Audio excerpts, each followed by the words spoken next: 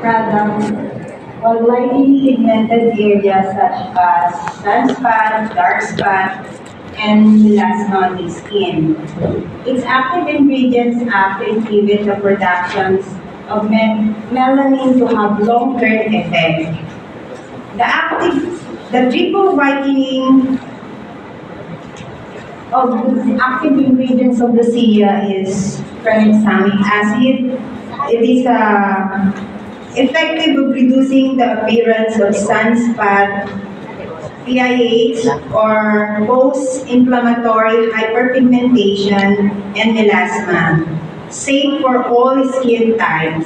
It does not dry the skin, and melatonin, effective for skin whitening and antioxidant, make the skin bright and shine. The magnesium ascorbate phosphate, or the MAP, it is a stable derivative of vitamin C, which is known for antioxidant properties and ability to brighten the skin, improve uneven skin tone, and stimulate collagen production. Next slide. Top benefits of Lucia is skin radiance from inside, treat melasma and seta improvement in just 2 to 3 sessions. Improve dull and dark spot, antioxidant and moisturize the skin, and remove blemishes and darker patches of the skin. And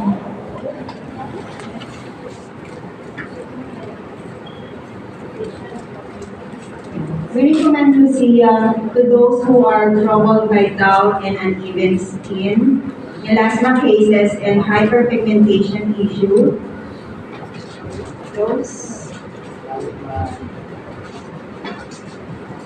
Those who want to make your skin lively and healthy, strengthen and maintain the result of depigmenting treatments.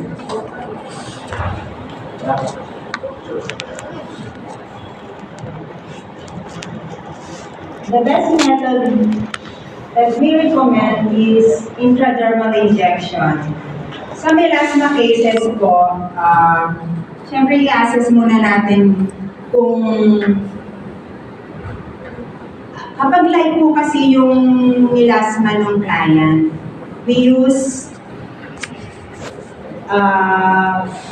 microneedling, but yung needle depth po niya is 0.15 lang po. Kasi pag gagamit po tayo ng 0.25, lalo pong nagda-dark si melasma. And ang best method naman kapag dark yung melasma ng client, we use the intradermal method. So mas malalim kasi yung pag-penetrate ng gamot.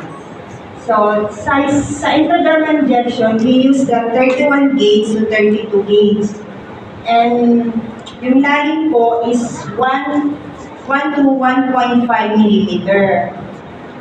And every point is 0.3 with a separation distance of 1 centimeter. Cycle, ganun pa rin po, 3 session, and interval is 10 to 14 days. After reaching 1 course, continue the treatment at least once or twice a day. Post-care, always wash after 24 hours with distilled water only. Then, after 3 days, you can use mild face wash and start applying sunscreen and moisturizer. Apply brightening serum. Prepare moisturizing cream and sunscreen twice a day. We highly recommend Wonder Cream Premium Stencil Moisturizer, and do not expose under the sun for 5 days. Always apply sunscreen. Then downtime, minimal swelling, however, it will subside after 24 hours. Slight redness for a few hours. Ito naman, melasma.